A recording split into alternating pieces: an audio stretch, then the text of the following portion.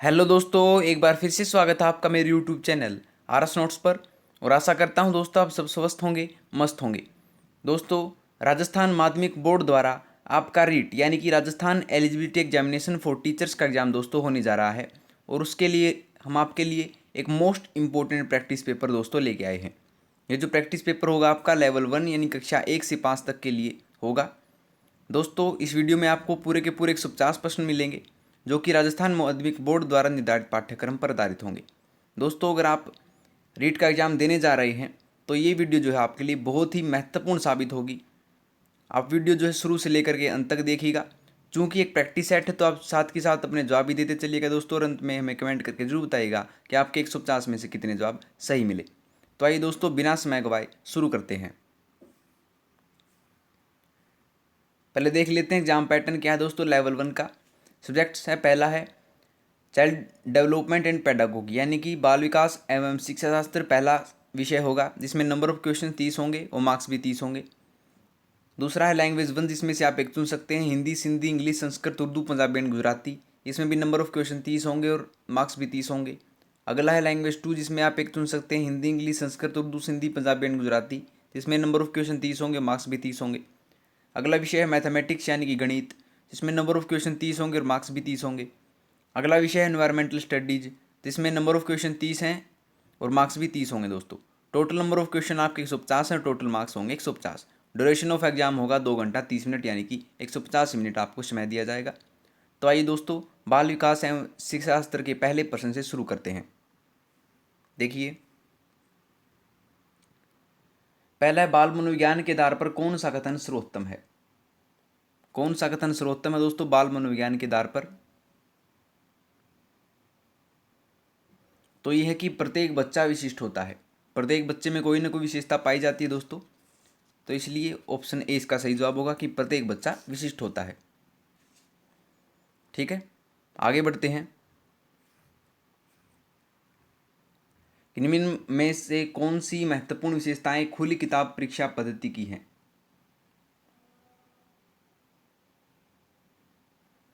तो दोस्तों ये हैं, यह परीक्षा से संबंधित छात्रों की चिंता कम कर देता है। ऑप्शन सी इसका जवाब होगा दोस्तों।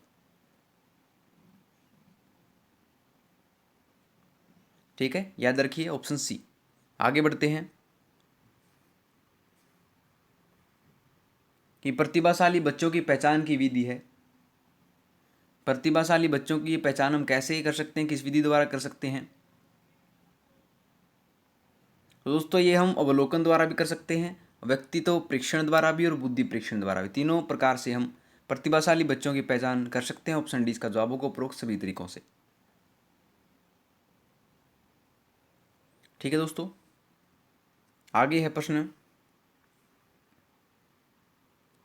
कि एक 13 वर्षीय बालक बात बात में अपने बड़ों से झगड़ा करने लगता है और हमेशा स्वयं को सही साबित करने की कोशिश करता है।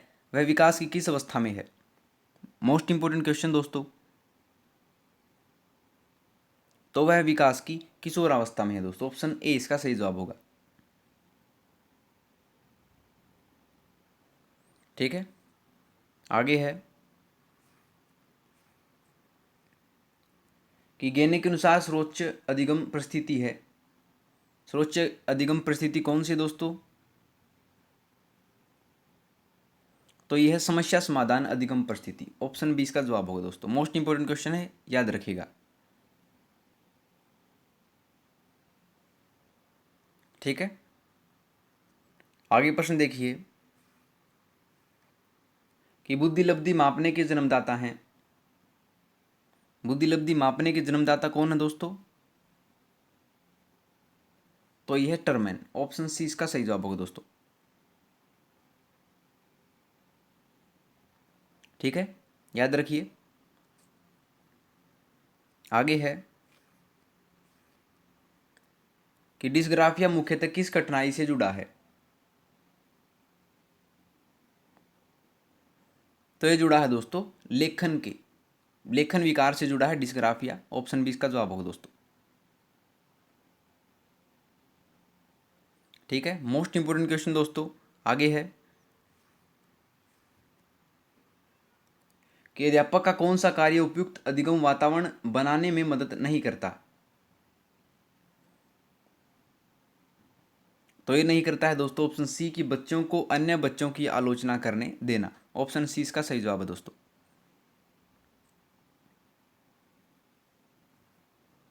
ठीक है, आगे बढ़ते हैं अगले प्रश्न पर कि बच्चे के विकास के सिद्धांतों को समझना शिक्षक की सहायता करता है।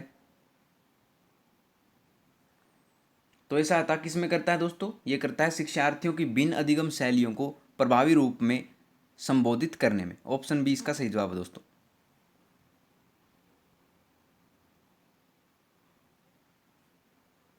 ठीक है, आगे है कि कौन सा सिद्धांत व्यक्तित्व के विकास में बाल्यकाल के अनुभवों को प्रमुख महत्व देता है। तो कौन सा सिद्धांत है दोस्तों?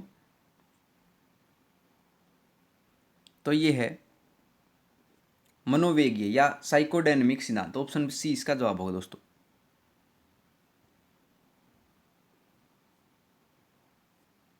ठीक है, आगे बढ़ते हैं अगले प्रश्न पर कि एक महिला ने भोजन प्राप्त करने के लिए अपने बच्चे को बेच दिया। इस खबर को खालिस्तान के आधार पर अच्छी तरह समझा जा सकता है। तो ये समझा जा सकता है दोस्तों कि पदानुक्रमिक आवश्यकताओं का सिद्धांत के अनुसार ये समझा जा सकता है। ऑप्शन सी इसका सही जवाब है। ठीक है, आगे बढ़ते हैं अगला प्रश्न देखिए कि बालकों की सोच अमूर्तता की अपेक्षा मूर्त अनुभवों एवं प्रत्ययों से होती है। यह अवस्था है, यह अवस्था कौन सी है दोस्तों?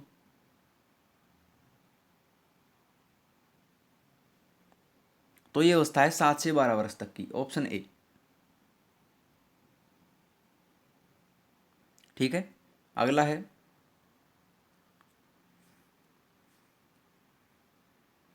कि निम्न में से कौन सा कथन विप्रेरणा एक प्रक्रिया के संदर्भ में उपयुक्त नहीं है। तो ये नहीं है दोस्तों कि यह व्यक्ति की अप्रिय स्थिति को दूर रखता है, ये उपयुक्त नहीं है। तो ऑप्शन डी इसका सही जवाब होगा।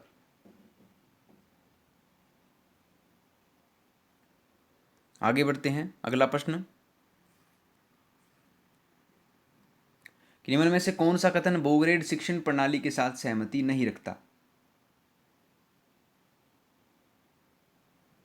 तो ये नहीं रखता है दोस्तों ऑप्शन डी की विद्यार्थियों का आयु एवं योग्यता के आधार पर समान होना।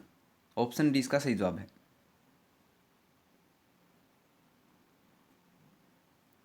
ठीक है, आगे है कि किस मनोवैज्ञानिक के अनुसार विकास एक सतत और धीमी धीमी प्रक्रिया है। दोस्तों यह है स्किनर के अनुसार। ऑप्शन ए, याद रखिए मोस्ट इंपोर्टेंट क्वेश्चन है। आगे देखते हैं अगला प्रश्न कि शिक्षण का सत्तावादी स्तर है। तो शिक्षण का सत्तावादी स्तर जो है दोस्तों वो है शिक्षक केंद्रित। ऑप्शन ए इसका सही जवाब है। ठीक है, शिक्षण का सत्तावादी स्तर शिक्षक केंद्रित होता है दोस्तों, जबकि शिक्षक का प्रजातांत्रिक स्तर छात्र केंद्रित होता है। दोनों याद रखिएगा। ठीक है, आगे प्रश्न कि चिंतन के सूचना प्रक्रमण सिद्धांत में निम्नलिखित चरण आते हैं। ये आते हैं दोस्तों प्रतिक्रिया क्रियान्वयन, प्रतिक्रिया चयन, श्रेणीकरण और पूर्व प्रक्रमण। इन चरणों का सही क्रम क्या है दोस्तों? मोस्ट इंपोर्टेंट क्वेश्चन है, याद रखिएगा। तो इसमें सबसे पहले आता है दोस्तों पूर्व प्रक्रमण, उसके बाद आता है श्रेणी क्रम, तीसरे नंबर पे है प्रतिक्रिया चयन और अंत में आता है दोस्तों प्रतिक्रिया क्रियान्वयन। यानी कि ग ग ख क इसका जवाब होगा ऑप्शन डी दोस्तों, याद रखिए। ठीक है, आगे बढ़ते हैं अगले प्रश्न पर कि प्रासंगिक अंतर्बोध परीक्षण यानी टीएटी व्यक्तित्व को मापने की एक कौन सी तकनीक है। तो ये दोस्तों प्रक्षेपीय तकनीक है। ऑप्शन सी इसका जवाब होगा। आपको बता दें दोस्तों प्रासंगिक अंतर्बोध परीक्षण व्यक्तित्व मापन की प्रक्षेपीय तकनीक है। इस परीक्षण को मॉर्गन एवं मूरेन ने 1935 में प्रतिपादित किया था दोस्तों, याद रखिए। और इस परीक्षण में 31 कार्डों का प्रयोग होता है। ठीक है, यह परीक्षण 14 वर्ष से अधिक आयु वाले व्यक्तियों पर किया जाता है। तो सभी बातें याद रखिएगा, कोई भी प्रश्न आ सकता है दोस्तों इससे संबंधित। आगे बढ़ते हैं कि पियाजे के सिद्धांत के अनुसार निम्नलिखित में से कौन सा व्यक्ति के संज्ञानात्मक विकास को प्रभावित नहीं करेगा। तो ये नहीं करेगा दोस्तों भाषा, ऑप्शन ए। ठीक है, आगे है प्रश्न कि भावनाओं की व्यक्ति को नियंत्रित करना बच्चा किस आयु में सीखता है। तो ये सीखता है दोस्तों प्रारंभिक बाल्यावस्था में, ऑप्शन डी इसका जवाब होगा दोस्तों। ठीक है, आगे प्रश्न है कि शिक्षा का अधिकार अधिनियम 2009 में निर्दिष्ट किया गया है कि कक्षा 1 से कक्षा 5 तक यदि प्रवेश दिए गए विद्यार्थियों की संख्या 200 से अधिक है तो विद्यार्थी अध्यापक आवश्यक अनुपात होगा। मोस्ट इंपोर्टेंट क्वेश्चन दोस्तों। तो ये अनुपात होगा दोस्तों एक अध्यापक पर 40 बच्चे, ऑप्शन बी इसका जवाब होगा दोस्तों, 40 इसका जवाब होगा। ठीक है, आगे है कि जब बच्चे एक विशेष संख्या में पुस्तकें पढ़ते हैं तो उन्हें एक प्रमाण पत्र दिया जाता है। यह रणनीति शायद अधिक समय तक काम न करे क्योंकि यह संभवतः बच्चों को केवल प्रमाण पत्र प्राप्त करने के लिए पुस्तकों को पढ़ने की तरफ ले जा सकता है। तो ऑप्शन ए इसका जवाब होगा दोस्तों।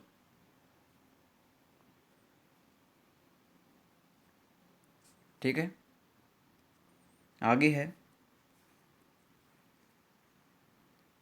कि अध्ययन की दृष्टि से व्यक्तिगत विभिन्नताओं का महत्व है। तो अध्ययन की दृष्टि से व्यक्तिगत विभिन्नताओं का महत्व है दोस्तों, यह है विद्यार्थियों की व्यक्तिगत शिक्षण व्यवस्था से व्यक्तिगत रुचियों के अनुसार गृह कार्य देना और विद्यार्थियों का समरूप समूह में वर्गीकरण करना। तीनों बातों का महत्व है, तो ऑप्शन डी का जवाब होगा दोस्तों उपरोक्त सभी। ठीक है, मोस्ट इंपोर्टेंट क्वेश्चन था। आगे बढ़ते हैं कि सीखना विकास की प्रक्रिया है, कथन किसके द्वारा कहा गया है। तो ये कहा गया है दोस्तों वुडवर्थ द्वारा, option A.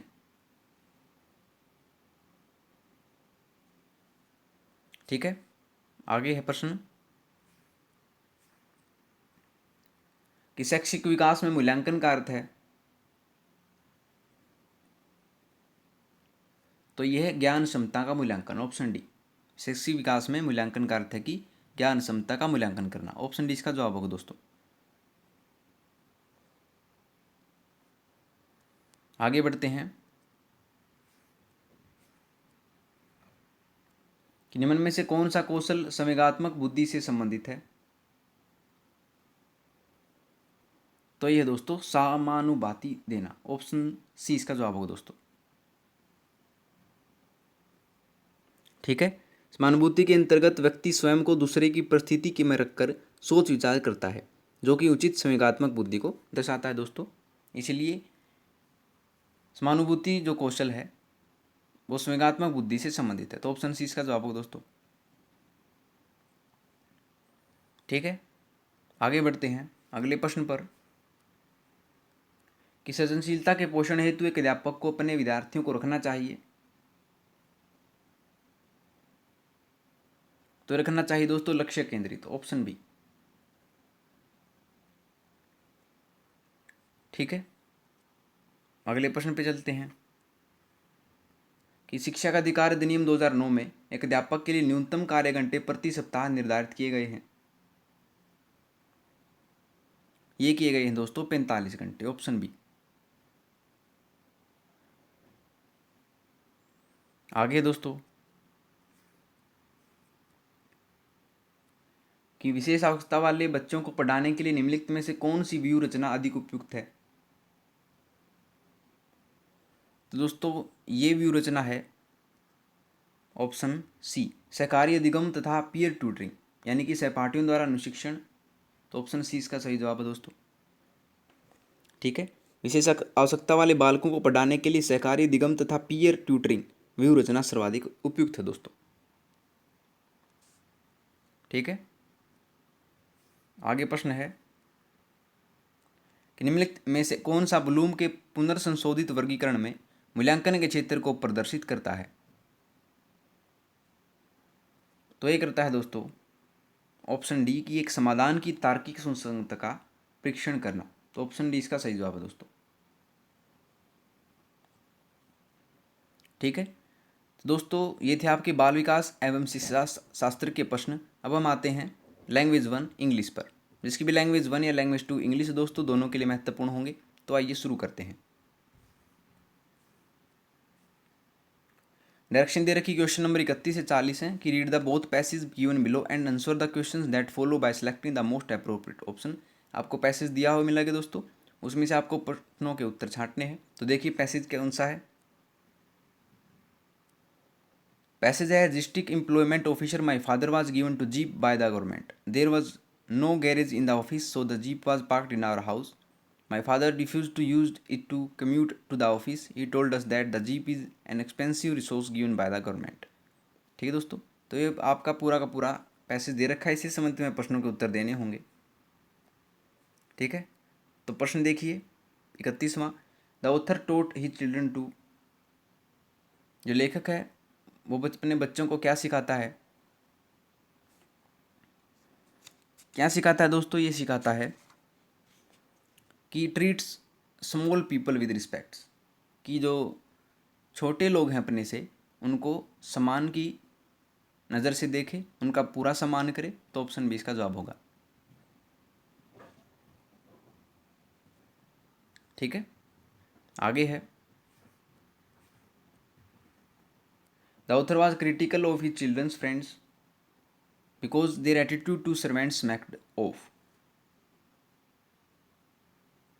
The author was critical of his children's friend, जो लेखक था वो अपने बच्चों के दोस्तों के प्रति कठिनाई अनुभव करता था, क्योंकि जो वो बच्चे थे वो उनके नौकरों के साथ अच्छा व्यवहार नहीं करते थे, दृष्टिकोण अच्छा नहीं रखते थे।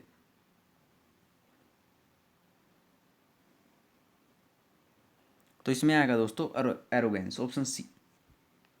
ठीक है, attitude of the friends of author's children smacked of arrogance when they called their family drivers as my driver. इसलिए यहाँ पर आएगा दोस्तों एरोगेंस। ठीक है, आगे है कि the author attitudes towards servant can be described as.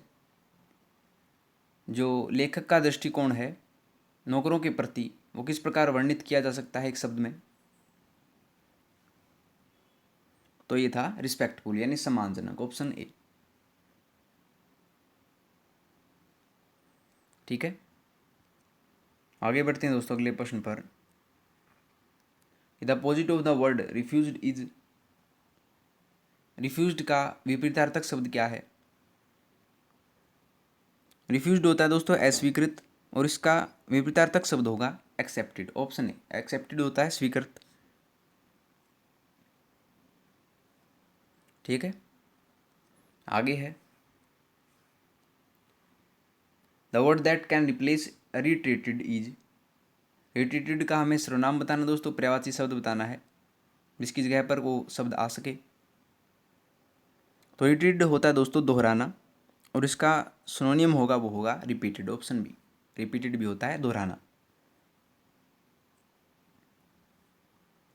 ठीक है, आगे प्रश्न पैसेज में दे रखा है दोस्तों श्रीनिवासा रामानुजन के विषय में। तो देखिए Ramanujan was born on December 2, 1887 in Erode South India as the eldest son in a family of 6 children.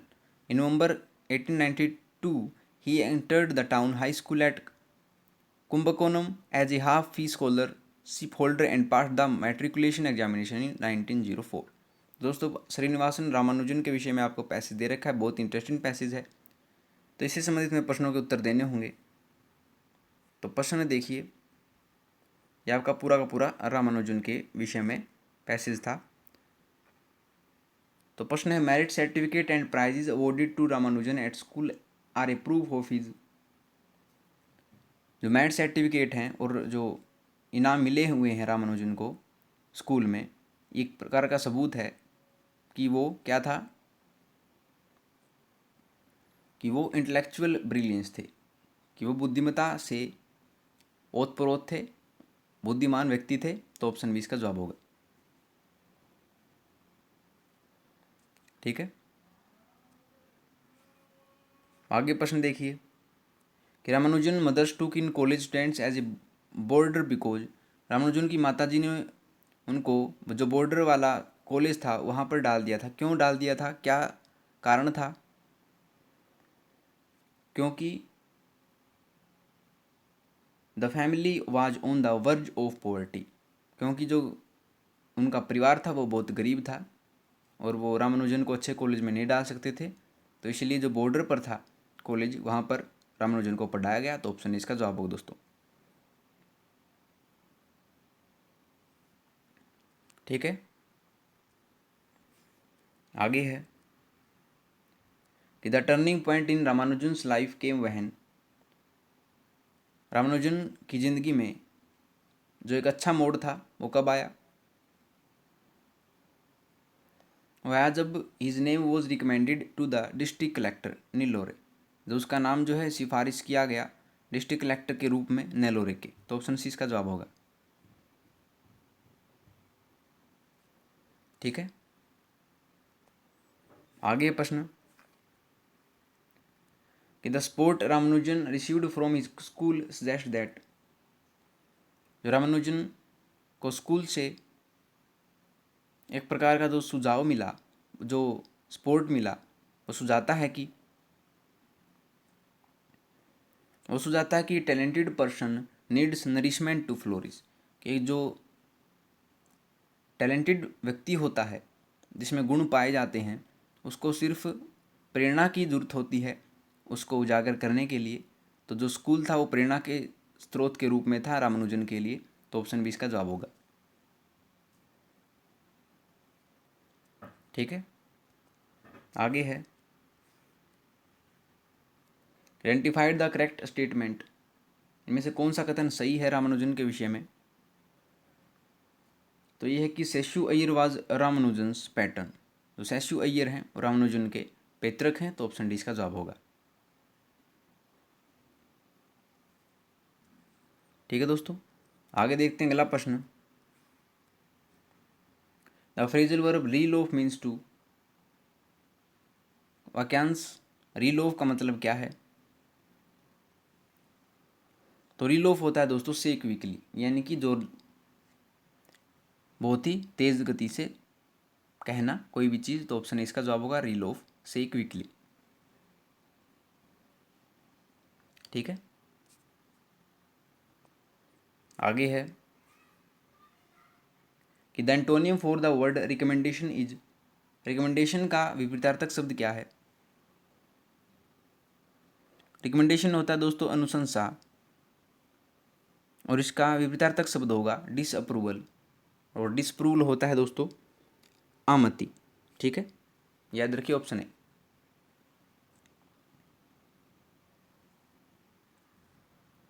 आगे है in the following question a sentence has been given in direct indirect. हमें डायरेक्ट स्पीच दे रखी है दोस्तों, उसका हमें इनडायरेक्ट स्पीच में बदलना है।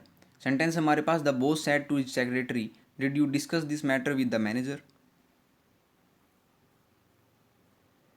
तो दोस्तों इसकी इनडायरेक्ट स्पीच जो बनेगी वो बनेगी आपकी कि the boss asked his secretary if he had discussed that matter with the manager. तो ऑप्शन सी इसका जवाब होगा। ठीक है, आगे है प्रश्न कि vowels I U A R different in quality from one another because. जो स्वर हैं वो भिन्न होते हैं क्वालिटी में, उनको अपने गुणों को लेकर, क्योंकि क्योंकि unimpeded passage through the mouth, air passage through the mouth freely, three there being no closure in the air passage. तीनों ही कारण हैं दोस्तों इसके, तो ऑप्शन डी इसका जवाब होगा, ऑल ऑफ दीज। ठीक है, आगे बढ़ते हैं। What does the word diphthong means, diphthong का मतलब क्या है, मोस्ट इंपोर्टेंट क्वेश्चन है। तो इसका अर्थ है double sound, option B.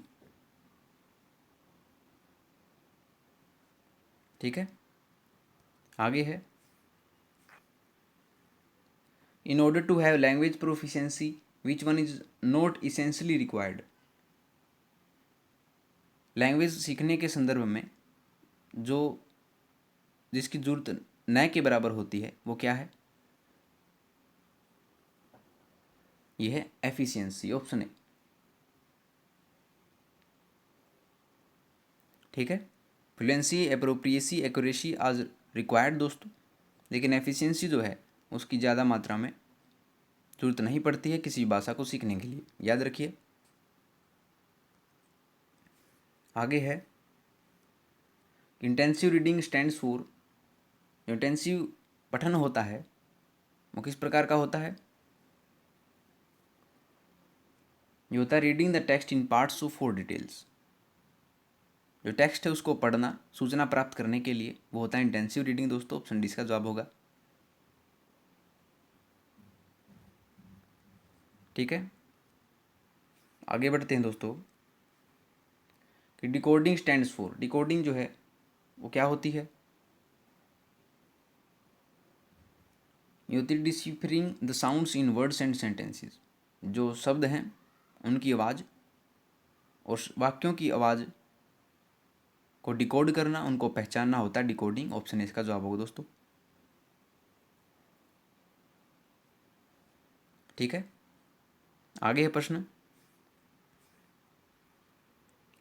Students of class fourth can recognise flawed usage और sentence construction when the teacher, जो विद्यार्थी कक्षा 4 का वह पहचान सकता है किसी भी सेंटेंस को, प्रयोग हुए वाक्य को संरचनात्मक रूप से जब अध्यापक उसको क्या करवाए,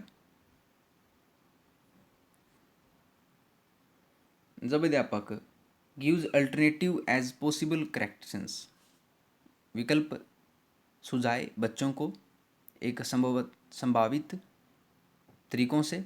इसी कारण से जो है बच्चा जो है सेंटेंस की संरचनात्मकता को जान सकता है, तो ऑप्शन ए इसका जवाब होगा। ठीक है, आगे देखिए प्रश्न, in the case of vocabulary use, vocabulary के प्रयोग से ग्रामर प्रोवाइड से पाथवे टू लर्नर्स टू, जो व्याकरण है वो प्रदान करती है एक मार्ग अधिगमकर्ताओं को क्या करने के लिए,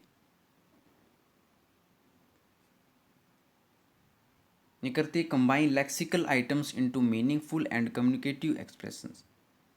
जो अर्थपूर्ण भाव हैं संप्रेषण के लिए उनको एक साथ जोड़ने के लिए जो वोकेबलरी है, व्याकरण है, वो एक मार्ग प्रदर्शित करती है, तो ऑप्शन 20 का जवाब होगा। आगे देखिए प्रश्न, for English as a second language, दूसरी भाषा के रूप में जो इंग्लिश है, acquisition poor environment is one where, जो पुअर पर्यावरण होता है इसको सीखने के लिए, एक होता है जहाँ पर access to any learning material in material to students, जहाँ पर किसी भी अधिगमकर्ता भौतिकी सामग्री को बच्चों को तक पहुँचाया जाता है, तो ऑप्शन सी इसका जवाब होगा।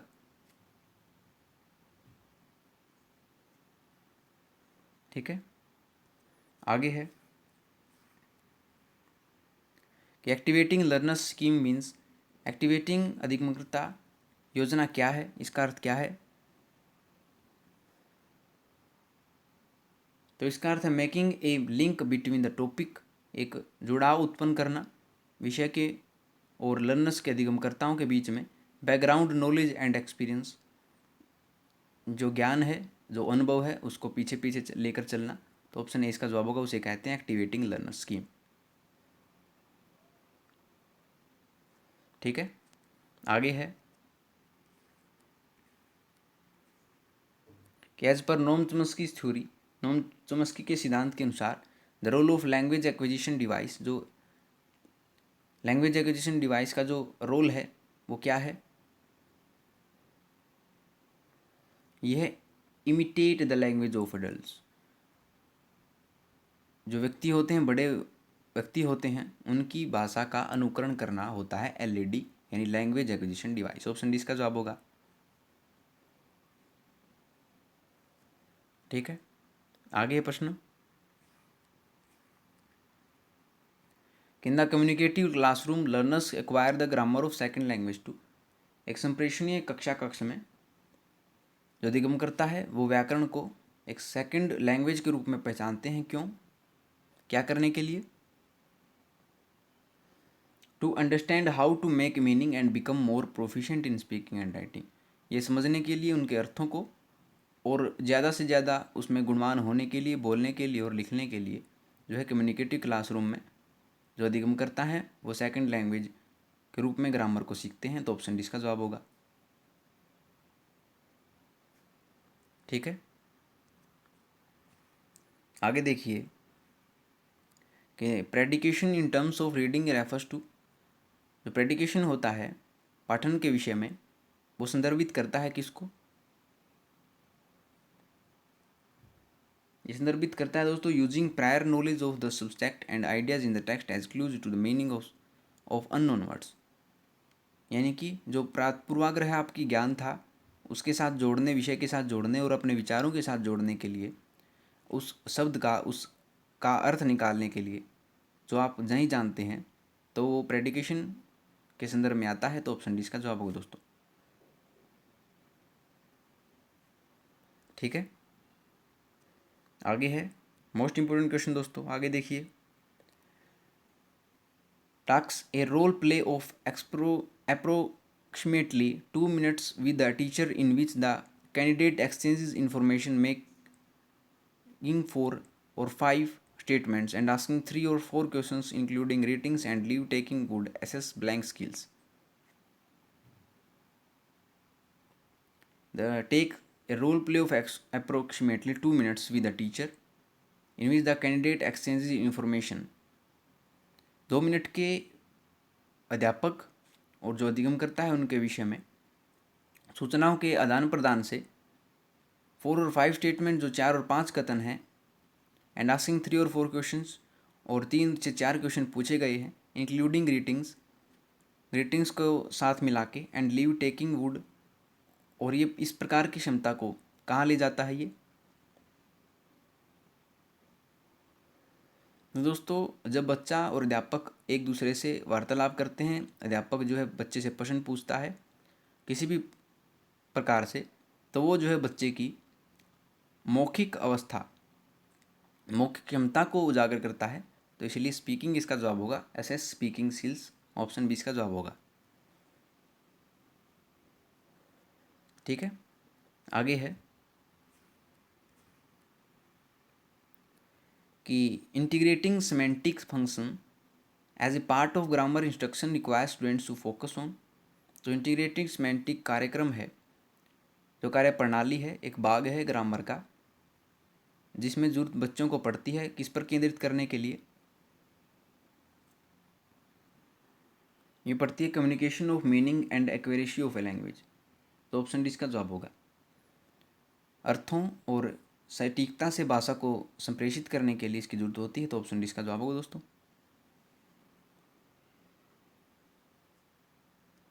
ठीक है, आगे प्रश्न है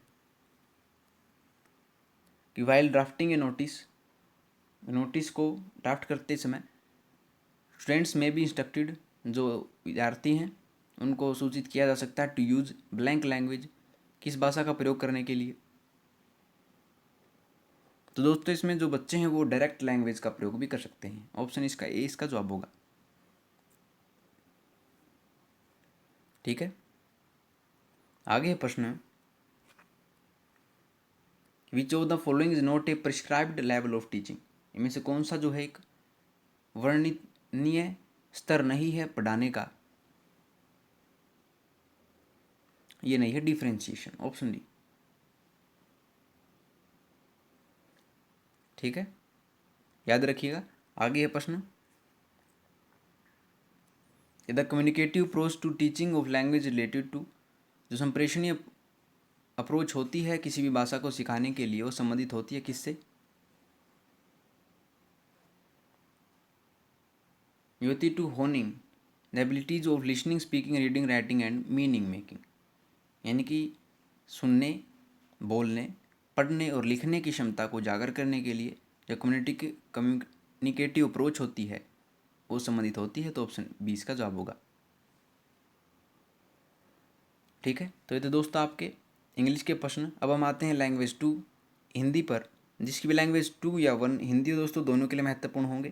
तो देखिए हिंदी के प्रश्न, निर्देश दे रखा है प्रश्न संख्या 61 से 65 तक की नीचे दिए गद्यांश को पढ़कर पूछे गए प्रश्नों के सही सबसे उपयुक्त उत्तर वाले विकल्प को चुनिए। तो आपका गद्यांश है कि स्थूल एवं बाह्य पदार्थ सूक्ष्म मानसिक पदार्थों एवं भावों की अपेक्षा अधिक महत्व के विषय नहीं है। जो व्यक्ति रचनात्मक कार्य करने में सफल समर्थ है उसे भौतिक स्थूल लाभ अथवा प्रलोभन न तो लुभाते हैं और न ही प्रोत्साहित करते हैं। तो दोस्तों ये आपका पूरा का पूरा जो गद्यांश दे रखा है उससे संबंधित हमें प्रश्नों के उत्तर देने होंगे। तो प्रश्न देखिए कि जो व्यक्ति रचनात्मक कार्य करने में समर्थ हैं, वाक्य में रेखांकित शब्द के स्थान पर कौन सा शब्द प्रयुक्त नहीं किया जा सकता है? तो रेखांकित शब्द आपको पता है समर्थ है, तो कौन सा शब्द प्रयुक्त नहीं किया जा सकता है? ये नहीं किया जा सकता है दोस्तों शक्तिशाली, ऑप्शन डी। ठीक है, आगे बढ़ते हैं अगले प्रश्न पर, कि प्रतिष्ठा के अंबारों से लाद दिया जाता, रेखांकित का तात्पर्य है, रेखांकित शब्द आपका अंबारों है, अंबारों से, तो इसका अर्थ है यह ढेर से।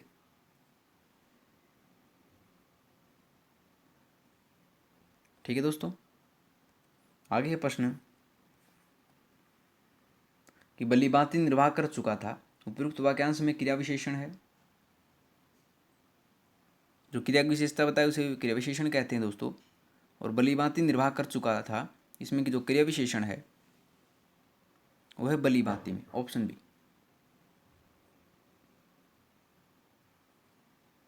ठीक है, आगे प्रश्न कि महत्वाकांक्षा किन शब्दों से मिलकर बना है? तो ये बना है दोस्तों महत्व प्लस आकांक्षा से। दीर्घ संधि है दोस्तों इसमें, ये भी याद रखिएगा। ठीक है, आगे है कि भौतिक लाभ किन्हें नहीं लुभाते? तो ये नहीं लुभाते दोस्तों रचनात्मक कार्य करने वालों को, ऑप्शन डी।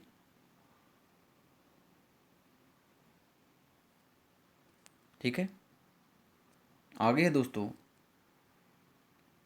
निर्देश है प्रश्न संख्या 66 से 70 तक निम्नलिखित काव्यांश को पढ़कर दिए गए प्रश्नों के सबसे उचित उत्तर वाले विकल्प को चुनकर लिखिए। तो आपका काव्यांश है कि रोना और मचल जाना भी क्या आनंद दिखाते थे, बड़े बड़े मोती से आंसू जयमाला पहनाते थे, मैं रोई माँ काम छोड़कर आई मुझको उठा लिया, जाड़ पहुँचकर चुम चुम गिले गालों को सुखा दिया। आजा बचपन एक बार फिर दे दे अपने निर्मल शांति, व्याकुल व्यथा मिटाने वाली वह अपनी प्राकृतिक विश्रांति, वह बोली सी मधुर सरलता वह प्यारा जीवन निष्पाप, क्या फिर आकर मिटा सकेगा तू मेरे मन का संताप। मैं बचपन को बुला रही थी बोल उठी बेटिया मेरी, नंदन वंशी फूल उठी है छोटी सी कुटिया मेरी।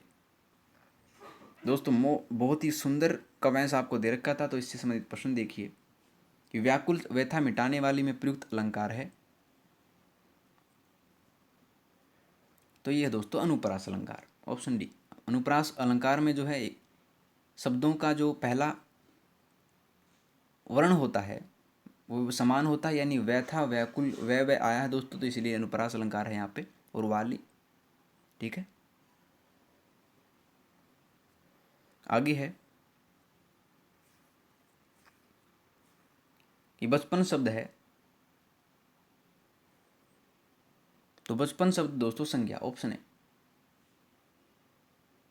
ठीक है, बचपन भाववाचक संज्ञा है दोस्तों, याद रखिएगा। आगे प्रश्न कि नंदनवंशी फूल उठी या छोटी सी कुटिया मेरी का भाव है, तो इसका अर्थ है दोस्तों कुटिया में आनंद उमड़ उठा, ऑप्शन सी इसका जवाब होगा। ठीक है। आगे प्रश्न देखिए कि मिटा सकेगा तू मेरे मन का संताप। उक्त पंक्ति में तू किसे कहा गया है? तो ये कहा गया है दोस्तों बचपन को, ऑप्शन बी। ठीक है दोस्तों, आगे बढ़ते हैं अगले प्रश्न पर कि कवित्री अपने बचपन को क्यों बुलाना चाहती है?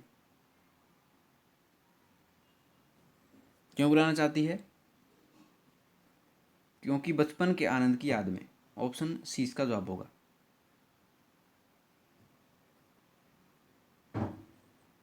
ठीक है, आगे है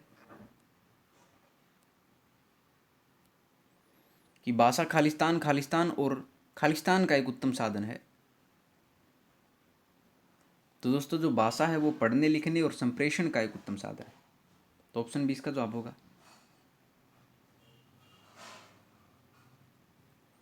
ठीक है,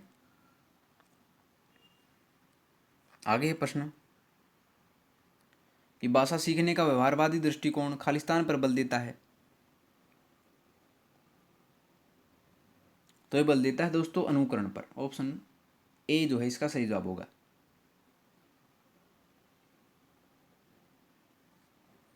ठीक है,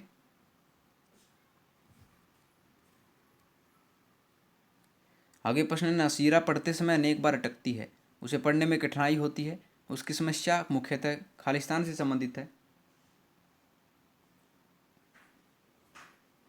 तो उसकी समस्या जो है वो डिसलेक्सिया से संबंधित है। ऑप्शन सी इसका जवाब होगा।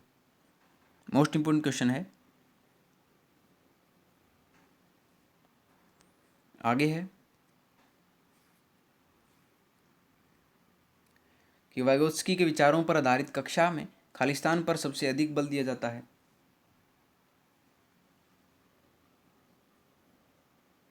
तो ये दिया जाता है दोस्तों परस्पर अंत्यक्रिया पर। Option D.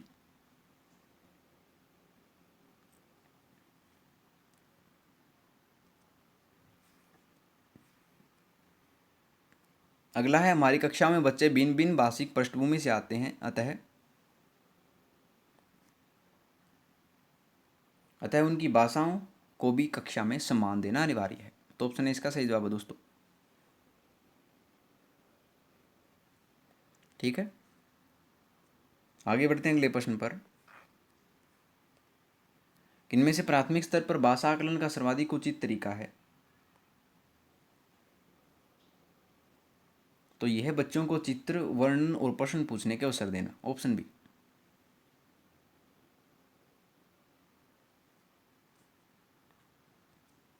आगे है दोस्तों कि कौन सा प्रश्न बच्चों की भाषा क्षमता का सही आकलन करेगा। तो ये करेगा दोस्तों यदि तुम आम बेचोगे तो उसके कितने दाम लोगे और क्यों।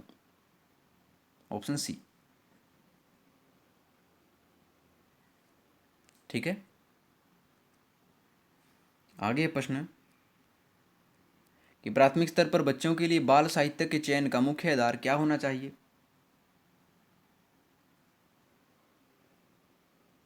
ये होना चाहिए दोस्तों रोचक विषय वस्तु। Option B.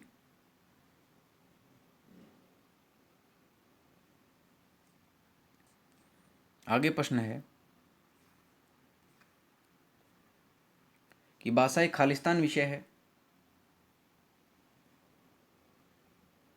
भाषा जो है एक व्यवहारिक विषय है। Option be most important question है। आगे बढ़ते हैं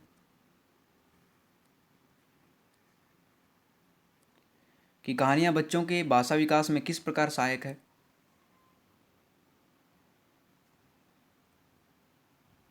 तो ये बच्चों की कल्पना शक्ति सृजनात्मकता और चिंतन को बढ़ावा देती है। ऑप्शन डी दोस्तों।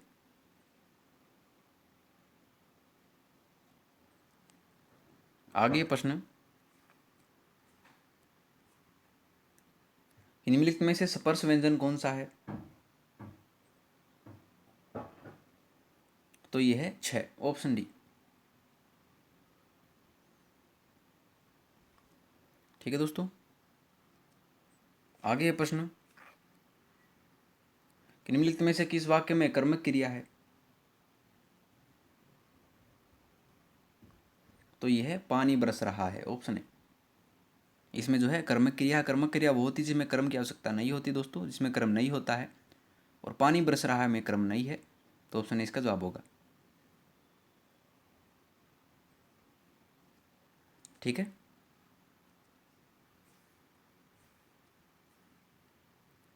आगे इस आंसू का बहुवचन क्या होगा?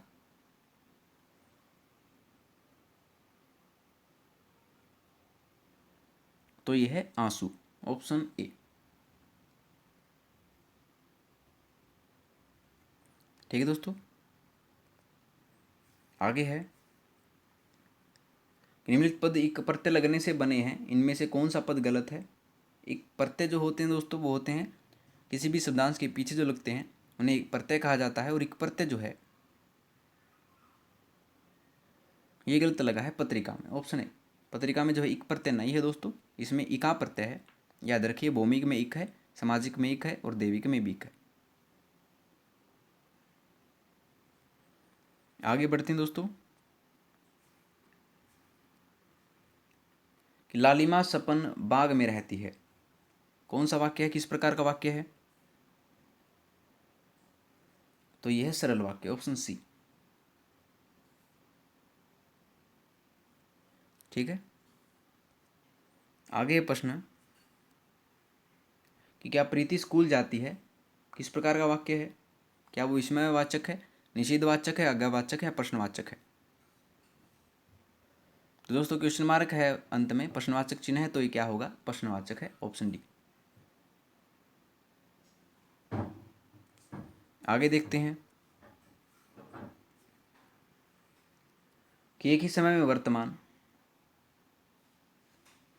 तो एक ही समय में वर्तमान जो होता है दोस्तों वो कहते हैं उसे समसामयिक, ऑप्शन सी।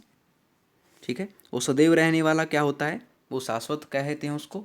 क्या होता है जो सदैव रहता है उसे शाश्वत कहा जाता है, और एक समय में होने वाला कहते हैं उसको समकालीन, और जीवन भर होने वाले को कहते हैं आजीवन दोस्तों। चारों याद रखिएगा। ठीक है, आगे है प्रश्न कि पार्थिव क्या है? पार्थिव जो होता है दोस्तों वो होता है जिसका संबंध पृथ्वी से है, तो ऑप्शन डी इसका सही जवाब होगा। ठीक है, जिसका संबंध पृथ्वी से है वो पार्थिव होता है, जिसका संबंध ईश्वर से है वो ईश्वरीय होता है, और जिसका संबंध मनुष्य से है वो होता है मानुषिक। तीनों याद रखिएगा।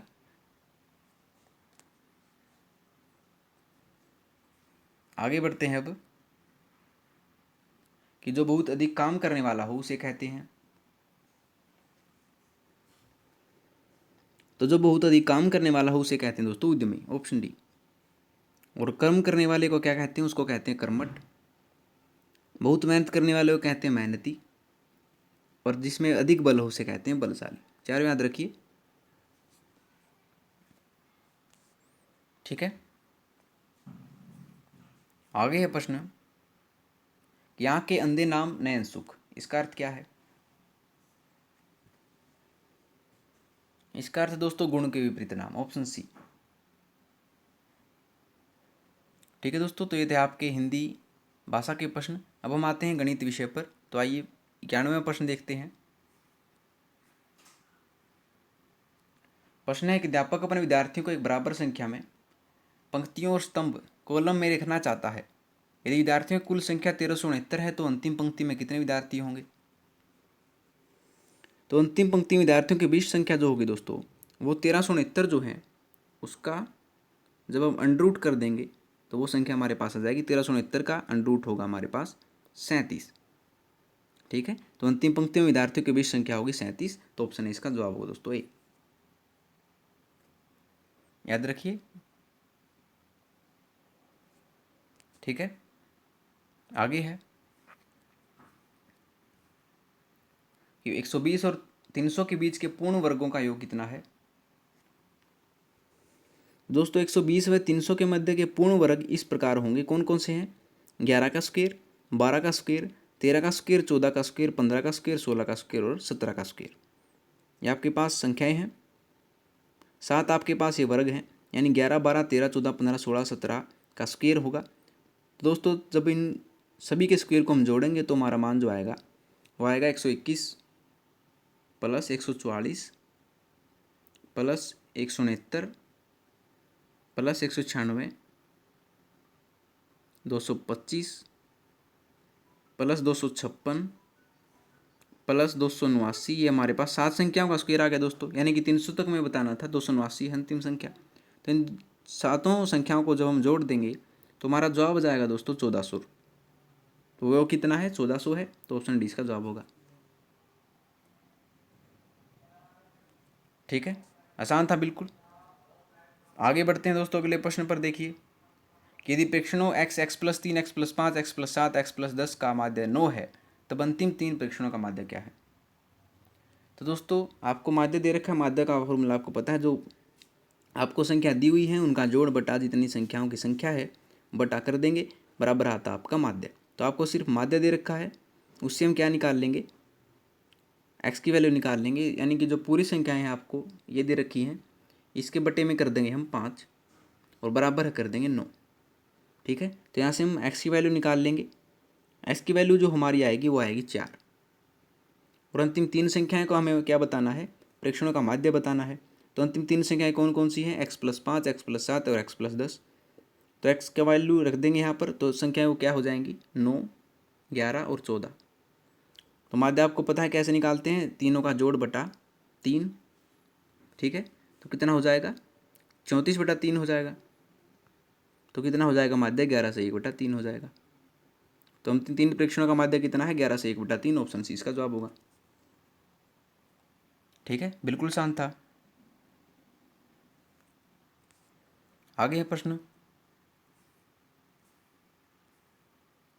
कि x(y) = x² + y² + xy हो तो 8 5 का मान क्या है। तो दोस्तों इसमें x आपको दे रखा है, xy बराबर दे रखा है x² + y² + xy। तो 8 5 किसके बराबर होगा, तो ये किसके बराबर होगा 8 का स्क्वायर प्लस 5 का स्क्वायर प्लस 8 × 5। तो कितना हो जाएगा 129 हो जाएगा टोटल। आपका जवाब होगा 129, ऑप्शन सी। ठीक है, x आपको 8 मान लेना है, y आपको 5 मान लेना है, x² + y² + xy आपको रख देना है, तो 129 आपका जवाब होगा। ठीक है, आगे सरल कीजिए 24 रुपये 50 पैसे प्लस 51 रुपये 25 पैसे प्लस 19 रुपये 30 पैसे जोड़ने ही हैं दोस्तों, बिल्कुल आसान है। तो इसका जवाब होगा आपका 95 रुपये 5 पैसे, ऑप्शन सी। ठीक है, याद रखिए। आगे प्रश्न है, किसी मानचित्र पर 1/2 सेंटीमीटर की दूरी भूमि पर 200 किलोमीटर की दूरी को निरूपित करती है। यदि भूमि पर 2 नगर 1800 किलोमीटर की दूरी पर स्थित हैं तो मानचित्र पर उनकी दूरी क्या होगी। तो 200 किलोमीटर के लिए 1/2 सेंटीमीटर होता है दोस्तों, तो 1800 किलोमीटर के लिए क्या होगा 1/2/200 × 1800 कर देंगे, तो हमारा मान हो जाएगा दोस्तों 4.5 सेंटीमीटर। तो ऑप्शन सी जो है इसका सही जवाब होगा दोस्तों। ठीक है, क्या करना है आपको, 200 किलोमीटर आपको 1/2 सेंटीमीटर के बराबर दे रखा है, तो 1800 किलोमीटर किसके बराबर होगा 1/2/200 × 1800 के, तो हमारा जवाब आ जाएगा 4.5 सेंटीमीटर। ठीक है, आगे है, एक संख्या का दशमलव निरूपण समझने के लिए निम्नलिखित में से कौन सी पूर्व जानकारी या ज्ञान होना चाहिए। तो होना चाहिए दोस्तों स्थानीय मान का, ऑप्शन बी। आगे है प्रश्न, अंकगणित की 4 मूलभूत संक्रियाएं हैं। तो ये है दोस्तों योग, भाग, परिमाप और क्षेत्रफल ज्ञात करना, ऑप्शन डी। ठीक है दोस्तों, मूलभूत जो संक्रियाएं हैं दोस्तों वो हैं आपकी योग, वैकलन, गुणा और भाग। आगे ऑप्शन सी इसका जवाब होगा, याद रखिए। कक्षा 2 के विद्यार्थियों को एक शिक्षक योग सिखा रहा है, निम्नलिखित में से कौन सी युक्ति का अनुसरण सर्वाधिक उपयुक्त है। तो दोस्तों ये है ऑप्शन बी का योग जोड़ के शाब्दिक प्रश्नों द्वारा प्रस्तुत करना चाहिए। ऑप्शन बी इसका जवाब होगा। ठीक है, आगे देखते हैं अगला प्रश्न कि कक्षा 2 के शिक्षक ने योग जोड़ के निम्नलिखित शाब्दिक प्रश्न को विद्यार्थियों को हल करने हेतु दिया। एक टोकरी में 5 सेब हैं एवं उसमें 7 सेब और डाल दिए गए। अब टोकरी में कितने सेब हैं? इस प्रकार का शाब्दिक प्रश्न निम्नलिखित में से किस मॉडल श्रेणी से संबंधित है? तो ये संबंधित है दोस्तों समुच्चयन से। Option C most important question है, याद रखिए। ऑप्शन सी इसका जवाब होगा। आगे है प्रश्न, गणित में त्रुटियों की महत्वपूर्ण भूमिका है, यह कथन है। यह कथन है दोस्तों सही, क्योंकि यह बोध कराती है कि बच्चे गणित की अवधारणा की किस प्रकार रचना करते हैं। ऑप्शन बी इसका जवाब होगा।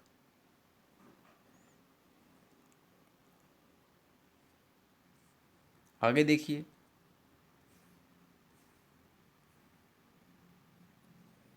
कक्षा 4 के विद्यार्थियों को समझाने के लिए कि 1/10 1/100 से बड़ा है, निम्नलिखित में से कौन सी शिक्षण अधिगम सामग्री TLM सर्वाधिक उपयुक्त है? तो इसमें है जो दोस्तों वो है संख्या चार्ट। ऑप्शन ए, ये अत्यंत उपयोगी है इसके लिए। आगे है प्रश्न,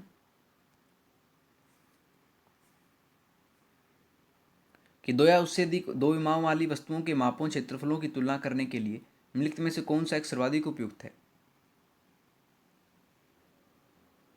तो ये दोस्तों प्रेक्षण। Option B. आगे देखिए,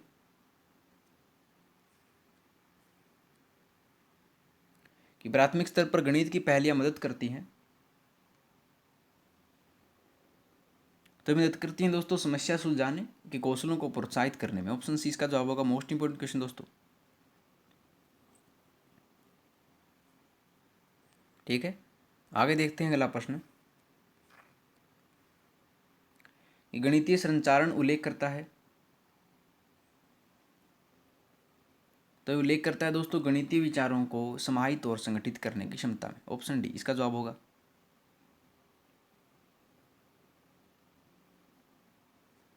ठीक है, आगे है कि 2/3 3/5 5/8 में सबसे बड़ी तथा सबसे छोटी बिन का अंतर है। तो सबसे पहले तो हमें सबसे बड़ी तथा सबसे छोटी बिन बतानी होगी कौन सी है। तो 2/3 जो होता है दोस्तों आपका वो होता है 80/120। 5/8 होता है आपका 75/120 और 3/5 होता है 72/120। यानी कि सबसे बड़ी जो संख्या हो गई वो हो गई 80/120 वाली, यानी कि 2/3, और सबसे छोटी जो हो गई वो होगी 3/5। तो 2/3 बड़ी हो गई, छोटी होगी 3/5, उसमें से घटा देंगे, अंतर में बताना है तो हमारा जवाब आ जाएगा 1/15। तो अंतर कितना होगा 1/15। तो ऑप्शन ए इसका जवाब होगा दोस्तों। ठीक है, बिल्कुल आसान था। आगे है प्रश्न कि वह छोटी से छोटी संख्या क्या है जिसको 12 24 36 और 45 से अलग अलग भाग देने पर प्रत्येक दशा में 6 बचे। तो दोस्तों इन सबसे पहले हम इनका लघुत्तम समावर्तक निकाल लेंगे। 12 24 36 45 का इसका लघुत्तम समावर्तक जो होगा आपका वो आएगा 360। अब इस संख्या जो आएगी हमारे पास, यानी कि 6 शेष बचना है, तो 6 शेष 360 से तो पूरे पूरे भाग जा रहे हैं, लेकिन 6 शेष जब हम इसमें जोड़ देंगे तो हमारे पास 6 शेष हर अवस्था में बचेगा। तो 366 वह संख्या होगी। वह छोटी से छोटी संख्या क्या है 366। ऑप्शन इसका जवाब होगा। ठीक है, आगे है कि 56 व्यक्ति किसी कार्य को 24 दिन में समाप्त कर सकते हैं, 42 व्यक्ति उसी कार्य को कितने दिन में समाप्त कर सकेंगे? तो बिल्कुल आसान है दोस्तों, जो आपको ऊपर वाले दे रखे हैं उनकी पहले तो गुना कर लीजिए आप। क्या है गुना? 56 गुना 24 कर लीजिए, और जो आपको पूछ रखा है वो बटे में कर दीजिए 42। तो हमारा जवाब आ जाएगा दोस्तों, ये होगा 32 दिन में। तो कितने दिन में समाप्त करेंगे 42 व्यक्ति? 32 दिन में करेंगे। तो ऑप्शन 20 का जवाब होगा। ठीक है, आगे है कि 30 रुपये में 32 संतरे बेचने पर व्यक्ति को 25% हानि होती है, तदनुसार उसे 24 में कितने पे संतरे बेचने चाहिए ताकि उसे इस सौदे में 20% लाभ हो सके। दोस्तों सबसे पहले हम देखेंगे 25% हानि पर एक संतरे का विक्रय मूल्य क्या होगा। ये होगा आपका 30/32 रुपये। यह आ गया आपके पास विक्रय मूल्य। और एक संतरे का क्रय मूल्य कितना होगा, आपको दे रखा है क्रय मूल्य। ठीक है, किस प्रकार से दे रखा है कि जो क्रय मूल्य है वो 25% हानि पर है। ठीक है, तो इसका क्रय मूल्य क्या होगा, एक संतरे का क्रय मूल्य ये होगा 30/32। जो आपका विक्रय मूल्य है उससे निकालेंगे 100/100 माइनस 25 यानी कि 75। तो आपका क्रय मूल्य जो आएगा वो आएगा 5/4 रुपये। ठीक है, तो 20% लाभ पर एक संतरे का विक्रय मूल्य क्या होगा। तो विक्रय मूल्य आपके पास क्या होगा, तो ये क्रय मूल्य पर निकालेंगे विक्रय मूल्य 5/4 गुना 100 + 20 यानी 120/100 कर देंगे। तो आपके पास क्या हो जाएगा, 20% लाभ पर एक संतरे का विक्रय मूल्य जो होगा वो होगा 3/2। ठीक है, तो ₹24 में बेचने के लिए संतरों की अभिष्ट संख्या क्या होगी, तो 24 गुना 2/3 कर देंगे तो हमारा पास जवाब आ जाएगा दोस्तों। 24 गुना 2/3 कितना होगा, 16 होगा। तो इससे क्या होगा, अभिष्ट संख्या 16 होगी। तो ऑप्शन ए इसका जवाब होगा। तो कितने संतरे बेचने चाहिए, 16 संतरे बेचने चाहिए। ठीक है, बिल्कुल आसान था दोस्तों। आगे है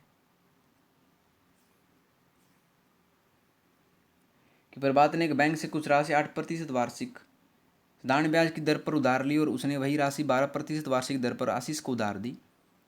तदनुसार यदि 12 वर्षों बाद उसे 960 का लाभ मिला तो मूल राशि कितनी थी।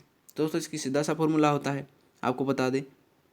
ठीक है, तो ब्याज का अंतर जो दे रखा है आपको वो कर देंगे गुना 100 समय या दर का अंतर गुना समय कर देंगे। ठीक है, यानी ब्याज का अंतर गुना 100 समय गुना दर की अंतर।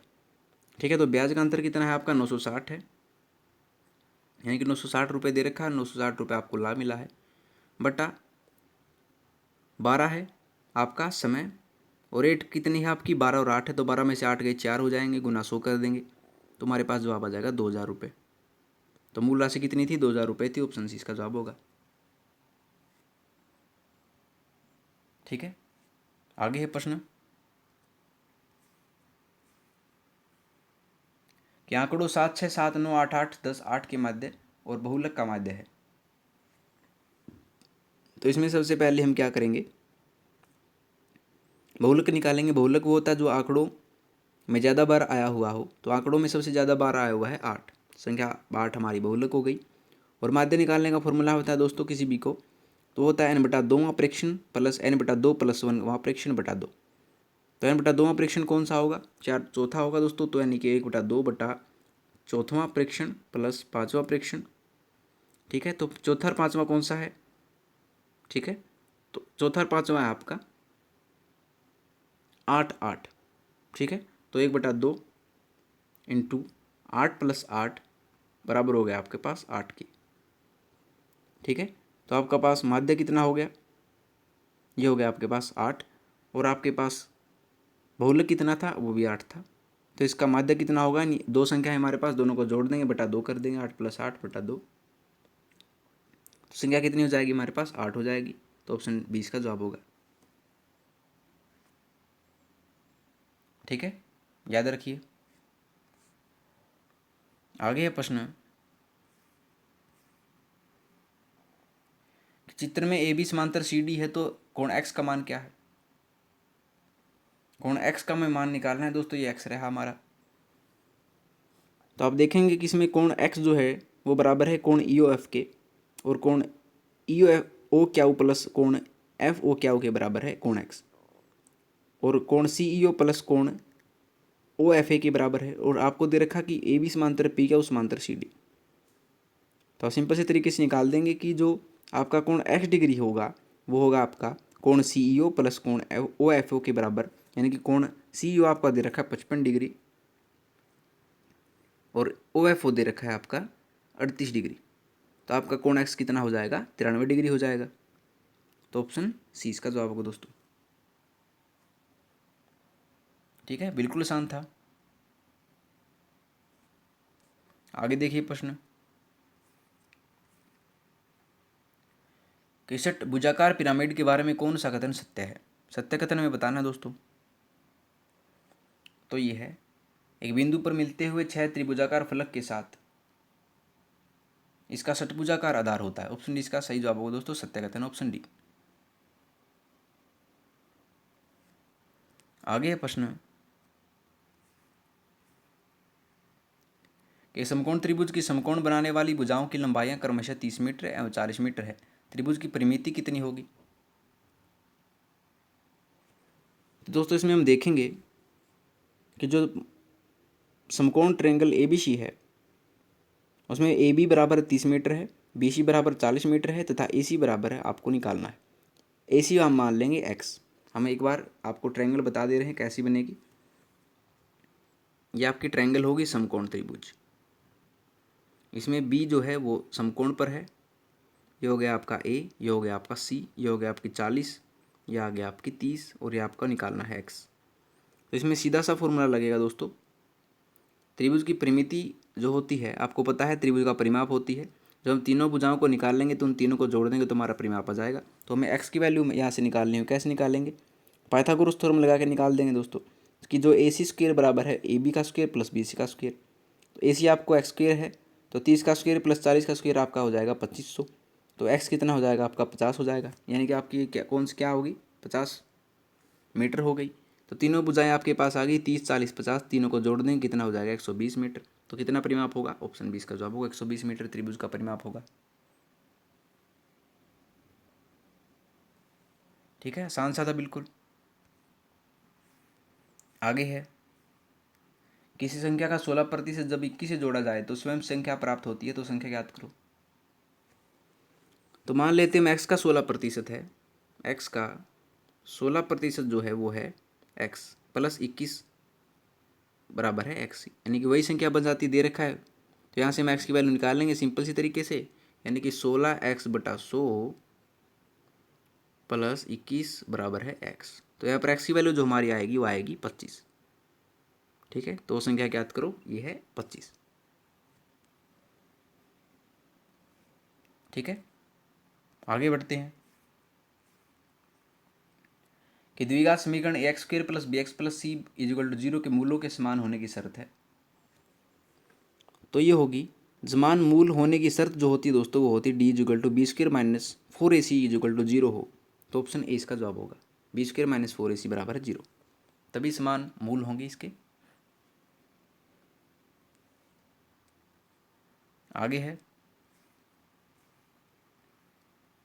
कि 20 लड़कों में 6 में प्रत्येक की लंबाई 1 मीटर 15 सेंटीमीटर है, 8 में प्रत्येक की 1 मीटर 10 सेंटीमीटर तथा शेष में प्रत्येक की 1 मीटर 12 सेंटीमीटर है। तदनुसार उन सबकी औसत लंबाई कितनी है? औसत लंबाई हमें बतानी है दोस्तों। तो औसत लंबाई क्या होती है? सभी का जोड़, यानी कि 6 गुना 1.15, यानी कि 6 है, 6 में प्रत्येक की लंबाई 1 मीटर 15 सेंटीमीटर है। तो 15/100 कर देंगे तो 1.15 आ जाएगा हमारे पास, प्लस 8 गुना 1.1, ठीक है, प्लस 6 गुना 1.2, 1.2 बटा संख्या कितनी है हमारे पास 20 हैं, 20 लड़के हैं टोटल।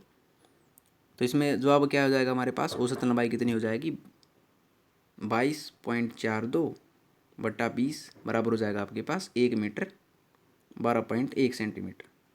ठीक है, तो ऑप्शन क्या हो जाएगा, ऑप्शन ए इसका जवाब होगा। औसत लंबाई होगी 1 मीटर 12.1 सेंटीमीटर। ठीक है, आगे है एक परीक्षा में कक्षा ए तथा कक्षा बी के सभी छात्रों के प्राप्त अंकों का औसत क्रमशः 68.4 तथा 71.2 था। यदि दोनों कक्षाओं के छात्रों के प्राप्त अंकों का सम्मिलित औसत 70 हो तो कक्षा ए तथा कक्षा बी के छात्रों की संख्या का अनुपात कितना है? ठीक है, तो माना कक्षा ए तथा कक्षा बी में छात्रों की संख्या जो है दोस्तों वो हम मान लेते हैं एक्स और वाई। ठीक है, तो प्रश्न अनुसार हम क्या देखेंगे कि एक्स गुना 68.4, क्योंकि औसत दे रखा है हमें, ठीक है, प्लस वाई गुना 71.2 बटा एक्स प्लस वाई। ठीक है, बराबर कर देंगे 70 के। तो यहाँ से मैं निकाल लेंगे किसकी वैल्यू दोस्तों, एक्स वाई का अनुपात निकाल लेंगे हम यहाँ से। तो एक्स और वाई का अनुपात जो होगा हमारा वो होगा अंत में 1.2 अनुपात 1.6, और यह हम इसको ऐसे भी लिख सकते हैं 3:4 भी लिख सकते हैं। तो क्या अनुपात होगा उसका, ऑप्शन डी इसका जवाब होगा 3:4। ठीक है, औसत का फॉर्मूला था, औसत को लगाना था आपने। आगे है कि समकोण त्रिभुज में यदि सबसे छोटी भुजा 24 सेंटीमीटर, 3 भुजाएं पाइथागोरन ट्रिपल बनाती तो सबसे बड़ी भुजा की लंबाई क्या है? सबसे बड़ी भुजा की लंबाई जो होगी दोस्तों आपकी, आपको सीधा सा फॉर्मूला लगा देना कि माना यदि समकोण त्रिभुज की छोटी भुजा n दी गई हो तथा यह एक समसंख्या हो तो पाइथागोरस तरीके से लगा के हम n/2 का होल स्क्वायर -1 तथा n/2 का स्क्वायर +1 करेंगे। यहाँ n = 24 है, आपको दे रखा है, एक समसंख्या है, इसलिए जो 24 पाइथागोरस तरीके जो लगाएंगे हम वो लगाएंगे 24, यानी कि n, n/2 का होल स्क्वायर, यानी कि n/2 कितना है आपका 24/2 है, तो हमारे पास कितना हो जाएगा 24/2 का स्क्वायर -1, तो ये आपके पास हो जाएगी दोस्तों 143, और 24/2 प्लस का होल स्क्वायर का +1 ये हो जाएगा आपके पास 145। तो सबसे बड़ी संख्या कौन सी है आपके पास? ऑप्शन डी है 145। ठीक है, बिल्कुल शानदार। पाइथागोरस नियम ट्रिपल आपको लगाना है। पहला होती संख्या n, दूसरी संख्या होती है आपकी n/2 का होल स्क्वायर -1, तीसरी संख्या होती है आपकी n/2 स्क्वायर +1। दोस्तों n आपके पास 24 है, निकाल लीजिए। आगे है कि वृत्त के एक व्यास AB पर 7 सेंटीमीटर त्रिज्या वाली वृत्त के बिंदु P से लंब का पाद n है। यदि जीवा PB की लंबाई 12 सेंटीमीटर तो बिंदु B से बिंदु n की दूरी कितनी है? तो दोस्तों बिंदु B से बिंदु n की जो आप दूरी देखेंगे सवाल निकालने के बाद, आपका जो जवाब आएगा दोस्तों वो आएगा 10/2 सेंटीमीटर, 7 सेंटीमीटर। ठीक है, आपको एक आकृति बता दे रहे हैं दोस्तों, एक बार कैसी बनेगी इसकी आप निकालने की कोशिश कीजिएगा। ये आपकी इस प्रकार से आकृति बनेगी दोस्तों। यहाँ पर लंब डाल दिया। ठीक है, आपको जो है कि इसकी वैल्यू निकालनी है NO की, यहाँ से NO है, यहाँ की वैल्यू हमें निकालनी है दोस्तों। ये आप मान लीजिएगा, ये है 7, ये है 12, ये आपका P, ये आपका A, ठीक है, ये आपका B। तो हमें किसकी वैल्यू निकालनी है? निकालनी है BN की। ठीक है, तो आपकी BN की वैल्यू जो आएगी वो आएगी 10/2/7 सेंटीमीटर। ठीक है, कोशिश कीजिएगा। तो ये होते हैं दोस्तों आपके गणित के प्रश्न कंप्लीट। अब आप आते हैं पर्यावरण अध्ययन के प्रश्नों पर। आइए देखते हैं 121वां प्रश्न। प्रश्न निम्नलिखित में से कौन से प्राथमिक स्तर पर पर्यावरण अध्ययन में आकलन के लिए उपकरण और तकनीकें हैं? दोस्तों यह आपकी परियोजना कार्य और क्षेत्र भ्रमण दोनों ही तकनीकें हैं, तो ऑप्शन A B इसका जवाब होगा, ऑप्शन C, A और B। आगे है प्रश्न कि बजेंद्री पाल का जन्म हुआ था, कहाँ हुआ था बजेंद्री पाल का जन्म? तो ये हुआ था दोस्तों आपका उत्तराखंड में, ऑप्शन बी। याद रखिए, मोस्ट इंपॉर्टेंट क्वेश्चन है। ठीक है, बजेंद्री पाल जो है दोस्तों आपको बता दें माउंट एवरेस्ट पर चढ़ने वाली महिला थी। ठीक है, आगे देखिए दोस्तों 123वां प्रश्न देखिए कि पर्यावरण अध्ययन के शिक्षण से उन प्रक्रिया आधारित कौशलों को बढ़ावा दिया जाना चाहिए जो पूछताछ आधारित प्रत्यक्ष अनुभवों के केंद्र बिंदु हैं। निम्नलिखित में से कौन सा एक ऐसा कौशल नहीं है? तो ऐसा कौशल नहीं है दोस्तों, वो नहीं है, ऑप्शन बी, निर्धारण। ठीक है, आगे है कि राधा विभिन्न प्रकार की यात्रा टिकटों का उपयोग करती है। ऐसे टिकटों के उपयोग से निम्नलिखित में से किस संकल्पना पर प्रभावपूर्ण ढंग से चर्चा की जा सकती है? किस पर की जा सकती है? तो ये की जा सकती है दोस्तों, अलग अलग साधनों से यात्रा करने पर यात्रा की लागत विभिन्न होती है। यात्रा की लागत उस वाहन द्वारा प्रयुक्त ईंधन पर निर्भर करती है। दोस्तों ये गलत है। सार्वजनिक परिवहन से एक स्थान से दूसरे स्थान जाने के लिए हमें टिकट चाहिए, ये भी सही है। ठीक है, फोर्थ है आरक्षण प्रक्रिया की समझ, ये डी गलत है दोस्तों, यानी कि ए और सी जो आपका विकल्प जो है सही है, तो ऑप्शन सी इसका जवाब होगा, ए और सी।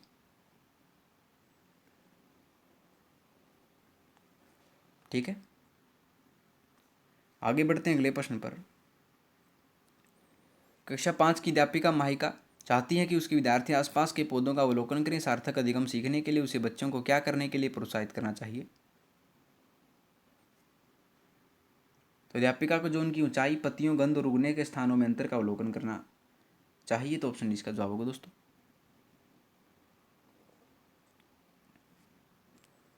आगे है प्रश्न कि प्राथमिक स्तर पर पर्यावरण अध्ययन पढ़ाने के लिए निम्नलिखित में से कौन सा पहलू सबसे महत्वपूर्ण होना चाहिए? तो ये पहलू जो है दोस्तों वो महत्वपूर्ण होना चाहिए, वो होना चाहिए ऑप्शन डी कि सीखने वालों को प्राकृतिक और सामाजिक सांस्कृतिक पर्यावरण से जोड़ना। तो ऑप्शन डी इसका सही जवाब है।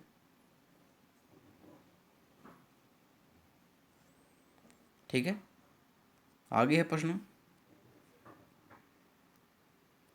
कि प्राथमिक स्तर पर मानचित्रांकन सिखाने से शिक्षार्थियों में निम्नलिखित में से किस कौशल को बढ़ावा मिलता है? ये मिलता है सापेक्ष स्थिति और दिशाबोध की जानकारी। Option D most important question है। आगे है प्रश्न कि निम्नलिखित तालिका का अध्ययन कीजिए कि जून 2007 दिसंबर 2014 पेट्रोल का मूल्य था 47.74 और दिसंबर 2014 में था 51.33। डीजल का मूल्य जो था 35.21 था और दिसंबर 2014 में डीजल का मूल्य था 50.51। उपरोक्त तालिका का अध्ययन करने के बाद कक्षा 5 की विद्यार्थी देवमीत ने अपनी नोटबुक में लिखा। क्या लिखा?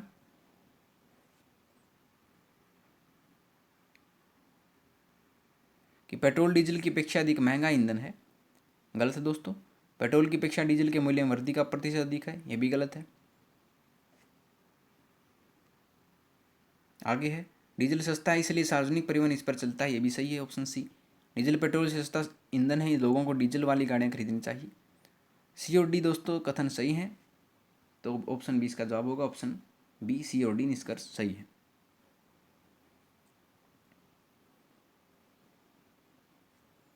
ठीक है, आगे बढ़ेंगे अगले प्रश्न पर। ग्रीन पीस इंटरनेशनल का मुख्यालय अवस्थित है। ये है दोस्तों एम्स्टर्डम में। ऑप्शन सी याद रखिएगा। ठीक है, नीदरलैंड की राजधानी है दोस्तों एम्स्टर्डम।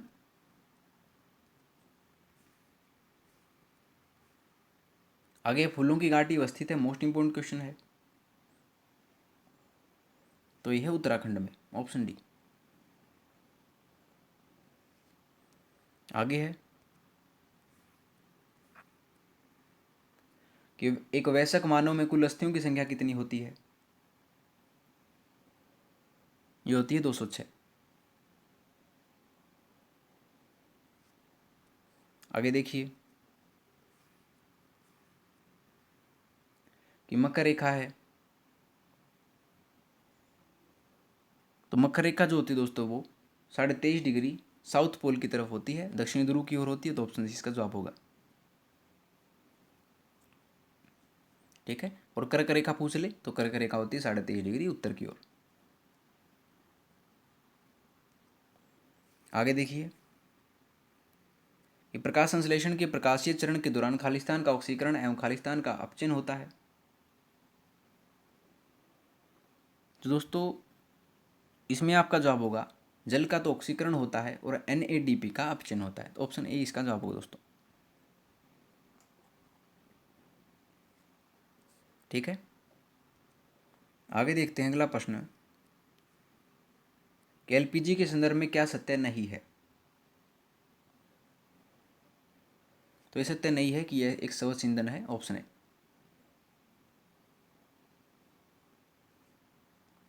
आगे है कि द ओरिजिन ऑफ स्पीसीज प्रजातियों की उत्पत्ति एक रचना है। तो यह चार्ल्स डार्विन के। Option B. आपको बता दें दोस्तों डार्विन का मानना था कि प्रकृति अपना क्रमिक विकास करती है और इसी प्रकार से 24 नवंबर 1859 को चार्ल्स डार्विन ने अपनी पुस्तक प्रजातियों की उत्पत्ति को प्रकाशित किया। ठीक है, आगे है कि ओरई बांध परियोजना का संबंध है। मोस्ट इंपोर्टेंट क्वेश्चन है, तो इसका संबंध है चित्तौड़गढ़ से। ऑप्शन है। आगे देखिए कि अंतर्राष्ट्रीय न्यायालय का मुख्यालय अवस्थित है? तो ये दोस्तों हैग में, ऑप्शन बी। ठीक है। इसकी स्थापना जो है 1945 में संयुक्त राष्ट्र संघ के घोषणा पत्र के द्वारा की गई थी दोस्तों। इसका मुख्यालय नीदरलैंड्स के हेग में स्थित है, याद रखिए। वर्ष 1946 में इसने अपना कार्य करना प्रारंभ कर दिया था।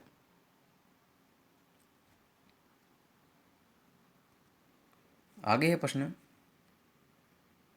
कि संविधान सभा ने राष्ट्रीय गान को अपनाया, कब अपनाया था? ये अपनाया था 24 जनवरी 1950 को।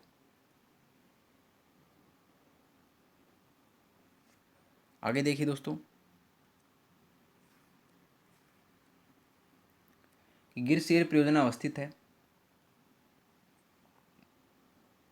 तो ये है उत्तर प्रदेश में। ये कि गुजरात में दोस्तों, कहाँ पे है? गिर शेर परियोजना अवस्थित है गुजरात में, ऑप्शन ए इसका जवाब होगा। गुजरात के जूनागढ़ में गिर शेर परियोजना भारत सरकार द्वारा वर्ष 1972 में स्थापित की गई थी दोस्तों, और यह वन्यजीव अभ्यारण्य शेरों के लिए प्रसिद्ध है दोस्तों, याद रखिए। आगे है कि निम्नलिखित पराबैंगनी किरणों में से कौन सा अधिक हानिकारक है? मोस्ट इंपोर्टेंट क्वेश्चन दोस्तों। तो अधिक हानिकारक जो है वो है यूवीसी किरणें, ऑप्शन सी। आगे देखिए, निम्नलिखित में से कौन सा जैवमंडल का अजैविक घटक नहीं है? तो ये नहीं है कवक, ऑप्शन सी।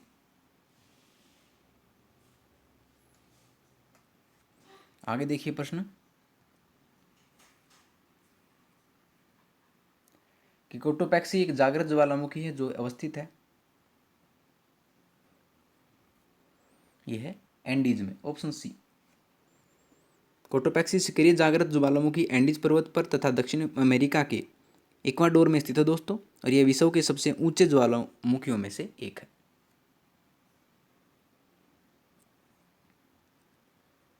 आगे प्रश्न कि WWF से आशय है, इसका अर्थ है world wild life fund, option C. World wild life fund जो होता है दोस्तों, वो विश्व का सबसे बड़ा संरक्षण संगठन 29 अप्रैल 1961 को अस्तित्व में आया था। यह पर्यावरण संरक्षण अनुसंधान से संबंधित कार्य करता है। इसका मुख्यालय जो है स्विट्जरलैंड के ग्लैंड शहर में है दोस्तों, याद रखिएगा।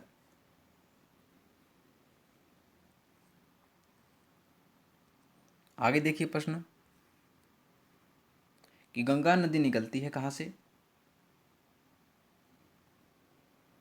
ये निकलती है गंगोत्री ग्लेशियर से, ऑप्शन सी। गंगा नदी भारत की सबसे लंबी नदी है दोस्तों, जिसकी लंबाई जो है 2525 किलोमीटर है। यह उत्तराखंड के स्थित गंगोत्री ग्लेशियर से निकलती है। इसे भारत की पवित्र नदी भी कहा जाता है।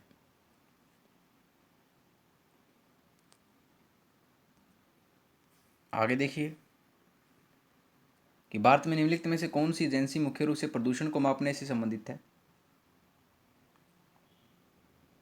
तो यह केंद्रीय प्रदूषण नियंत्रण बोर्ड, ऑप्शन बी।